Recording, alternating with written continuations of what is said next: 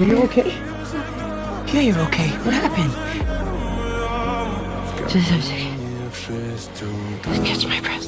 Okay, when you catch your breath, I'm right here. We're gonna take our time. You catch your breath, and then we'll take you to a doctor, okay?